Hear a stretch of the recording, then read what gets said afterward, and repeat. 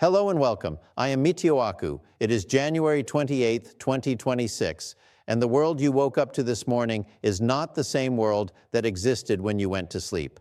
At 8:14 UTC today, modern navigation effectively ceased to exist.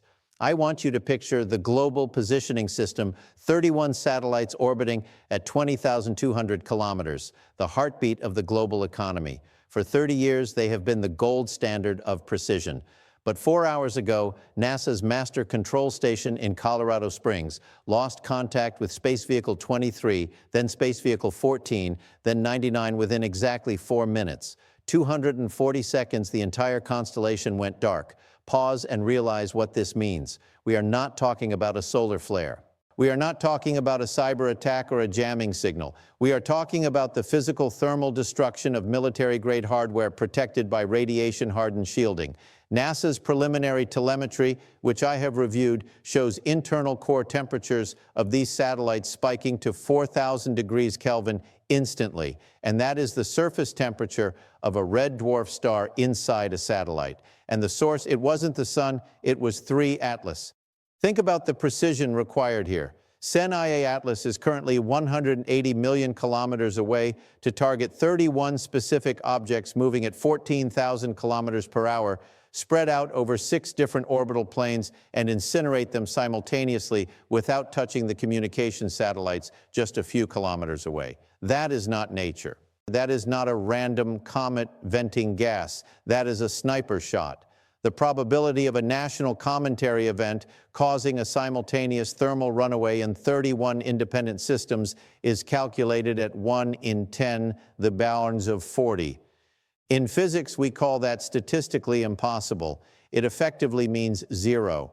When you look at the data coming from the Deep Space Network, it chills the blood because just seconds before the GPS network melted, the Carl G. Jansky Very Large Array in New Mexico detected a pulse, a single coherent high-frequency burst from 3-eyed Atlas. It didn't spread out like a natural wave.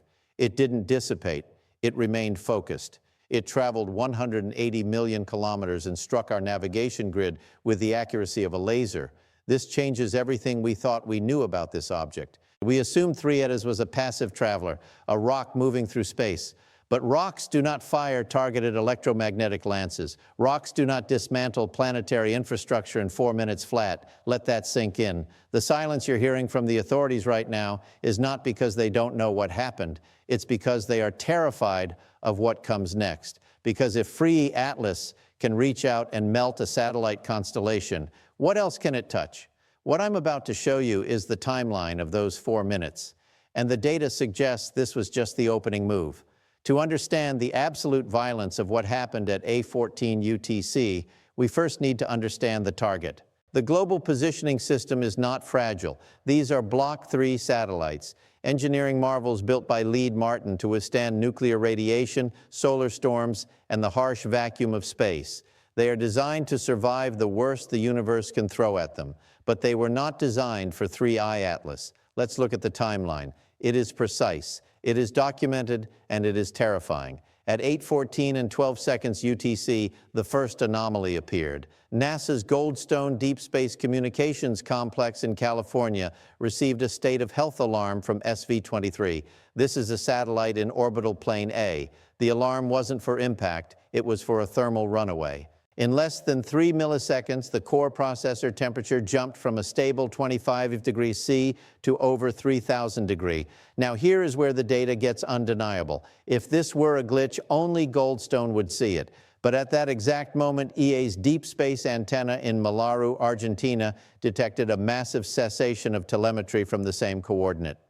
Simultaneously, JAXA's Useida Deep Space Center in Japan recorded a sudden drop in carrier signal power. 3 independent agencies, 3 different continents, 3 separate tracking methodologies, identical conclusion. SV-23 didn't just fail, it was vaporized from the inside out. Think about that for a moment. There was no external debris, no missile trail, just a sudden, inexplicable injection of thermal energy into a shielded vacuum. But that was just second number 12 by 8:15 UTC. 60 seconds into the event, the pattern shifted. And this is where the physics becomes baffling. If this were a natural cloud of high-energy particles, it would sweep across the sky like a wave, hitting everything in its path. It would hit the commercial telecommunications satellites, the weather satellites, the spy satellites, but it didn't. At 8:15, the destruction jumped from orbital plane A to orbital plane B. SV-14 and SV-18 reported identical thermal spikes. The commercial satellites sitting just a few kilometers away, they were untouched. Their temperatures remain nominal. This selectivity is the smoking gun. In nature, forces are chaotic. A tsunami does not pick and choose which house to destroy. A solar flare does not burn one wire and leave the one next to it cold. This required a focusing mechanism. It required a calculation of orbital trajectories that takes our supercomputers minutes to process. 3i Atlas did it instantly. Now imagine looking at the screens at the master control station. The engineers are seeing red lights cascading down the board. They are trying to upload safe mode commands, but the satellites aren't listening. Why? Because the silicon chips that processed those commands had already turned into molten glass. At 8:16 UTC, 2 minutes in, half the constellation was gone. The implications of this speed are profound. We are talking about an object 3 Atlas sitting 180 million kilometers away. That is further than the sun striking moving targets with zero latency. The beam width required to hit a satellite without frying its neighbor is measured in nanoradians. That is like standing in New York City and hitting a specific coin held by a person in Tokyo using a laser pointer and doing it 31 times in a row. By 8:17 UTC, the phenomenon accelerated. The final 12 satellites located in orbital planes E and F were hit simultaneously. This defies the laws of simple line-of-sight physics. Some of these satellites were on the far side of the Earth relative to Atlas. They should have been shielded by the planet itself, yet they burned. How the data from the magnetosphere sensors on the Joe 19 weather satellite gives us a hint, and it is disturbing. Just milliseconds before the final satellites died, Joe 19 detected a massive distortion in the Earth's local magnetic field. It appears 3 didn't just fire a beam past the Earth. It used the Earth's own magnetic field lines as a conductor. It coupled with our magnetosphere and sent a surge current riding along the field lines, wrapping around the planet to strike the satellites hiding on the dark side. This is not just action. This is mastery of planetary physics. At 8:18 UTC and 00 seconds, the final signal from SV-09 faded. The screen went black. The constellation was dead. The numbers don't lie. In exactly 240 seconds, 50 years of navigational infrastructure was wiped out. But here is the detail that the official reports are glossing over. I analyzed the final data packets transmitted by the last surviving satellite. Just before it melted, its receiver logged the signal. It wasn't random noise. It was a structured sequence. When you look at cosmic static, it looks like snow on a television, random, chaotic. But the spectrum analyzer on SV-09 recorded a perfect harmonic series, a mathematical progression of prime numbers embedded in the carrier wave that destroyed it. Nature does not count in prime numbers. Nature does not use magnetic field lines to curve shots around a planet. We have to stop calling this an anomaly.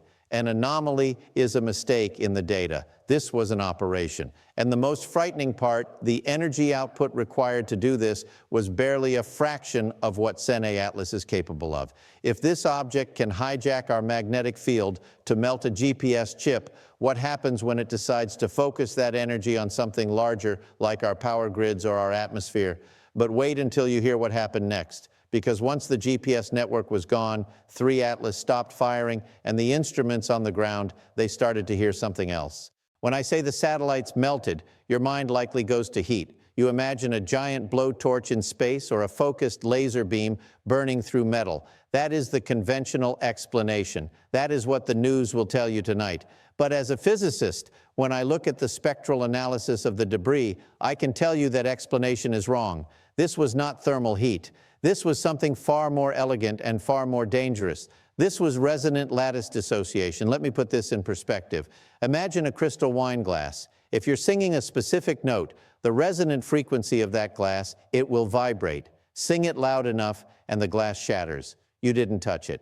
You didn't heat it, you just matched its internal frequency. Now apply that concept to the molecular structure of a silicon microchip. Every material in the universe has a natural frequency at which its atoms vibrate. Silicon, gold, aluminum, they all have a unique song. The data from the Chandra X-ray Observatory, which was monitoring the event, shows that 3 Atlas didn't fire a broad heat beam. It transmitted a hyperspecific frequency. It sang the song of silicon. The signal was tuned exactly to the vibrational frequency of the atomic lattice within the GPS satellite's processors. When that wave hit, the atoms inside the chips didn't just get hot. They started to vibrate so violently that they tore themselves apart from the inside. This explains the mystery of why the commercial satellites survived. The GPS satellites use a specific military-grade alloy for their shielding and a specific architecture for their chips. The commercial satellites use different materials. 3 Atlas targeted the molecular identity of the GPS hardware. Think about the sophistication required for that. To do this, you need to know the atomic composition of your target down to the isotope. You need to know the exact manufacturing specifications of a Block 30 RI GPS satellite, and you need to generate a frequency so pure, so stable that it maintains its coherence across 180 million kilometers of space. We are talking about a knowledge of material science that rivals our own. But it gets stranger. The melting effect wasn't just limited to the chips. The telemetry shows that the gold foil insulation and this shiny wrapping you see on satellites disintegrated into a monoatomic mist. Gold is incredibly stable. It doesn't just fall apart unless you alter the local strong nuclear force. I want you to pause and consider this possibility. It is radical, yes, but we must follow the data. At the exact moment of destruction, the alpha-magnetic spectrometer on the International Space Station detected a momentary dip in the binding energy of local matter. For a split second, the glue that holds protons and neutrons together got slightly weaker in the vicinity of those satellites. If 3 Atlas has the ability to manipulate the strong nuclear force at a distance, then we are not dealing with a comet. We are not even dealing with a spaceship in the traditional sense. We are dealing with a technology that manipulates the fundamental constants of the universe. Why is this terrifying? Because if you can weaken the strong nuclear force, you don't need nukes. You don't need lasers. You can simply look at an object, a tank, a building, a city, and tell its atoms to stop holding hands. You can turn steel into dust with a command code. And here is a question that keeps me awake. How did it know? How did an object from deep space know the resonant frequency of a classified U.S. military microchip? That information is not broadcast. It is not on the internet. It is buried in secure servers in the Pentagon and at Lockheed Martin. There are only 2 possibilities. 13I Atlas has been watching us for a long time. It has been scanning our technology, learning our periodic table, analyzing our engineering. It has been listening to our noise and decoding our secrets. Or 2, it didn't need to learn. It already knew because the physics it uses are universal. Perhaps silicon technology is primitive to it. Perhaps destroying a GPS satellite is as simple for it as popping a soap. Bubble is for us. The melting was a demonstration. It was a flex. It was 3 Atlas saying, I can reach you. I can dismantle your most advanced tools, and I can do it without even lighting a match. The physics here breaks down our understanding of warfare. We build shields to stop bullets. We build armor to stop radiation. We have no defense against a signal that tells our armor to become a liquid. And remember the commercial satellites, the ones that were spared. New data suggests they weren't ignored. They were used during the 242nd attack. The telemetry from those surviving satellites shows a massive spike in data throughput. They were transmitting huge packets of data, but not to Earth. They were transmitting out. It appears 3 Atlas didn't just destroy the GPS network. It used the chaos to hijack the remaining civilian infrastructure and bounce a signal back into deep space. We have been analyzing that bounce-back signal for the last few hours. We thought it was just noise. But when we ran it through the cryptographic algorithms at JPL, a pattern emerged. It wasn't a threat. It wasn't a greeting. It was a map. And what I'm about to show you in the next section will change how you look at the night sky forever. Because the data shows that 3I Atlas is not alone.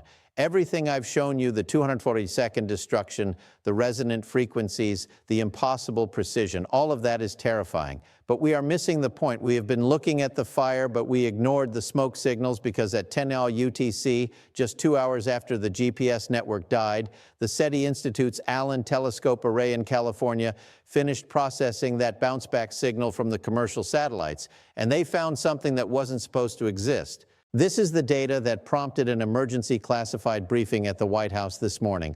I am going to show you why the signal 3I Atlas forced our satellites to transmit wasn't directed at 3 Atlas. It was directed away from it. It was a high-power narrow-band burst aimed at a specific coordinate in the southern sky. Right. Ascension 14 hours, 29 megabytes declination, minus 62 degrees. That is the location of Proxima Centauri, the nearest star system to Earth. But here is the bomb drop. Embedded in that signal was a detailed three-dimensional topographic scan of Earth. It included atmospheric composition, ocean depths, and most critically, a map of our entire electronic spectrum. SAN-IA Atlas didn't just melt our GPS to blind us. It melted our GPS to clear the noise. Think about it. The GPS network broadcasts at 1.5 gigahertz. It creates a sphere of noise around the planet. By silencing those 31 satellites, 3 Atlas created a temporary radio silence, a quiet window to send a clean, interference-free message out to Proxima Centauri. We were not the target. We were the obstruction. The destruction of our navigation system was just collateral damage. It was like someone swatting a fly so they could hear a whisper. If this is true, the implications are chilling. It means 3-eyed Atlas is not a lone wanderer. It is a scout. It is a probe, and it just called home. And the message it sent, the path is clear. The noise is gone. Here is the data.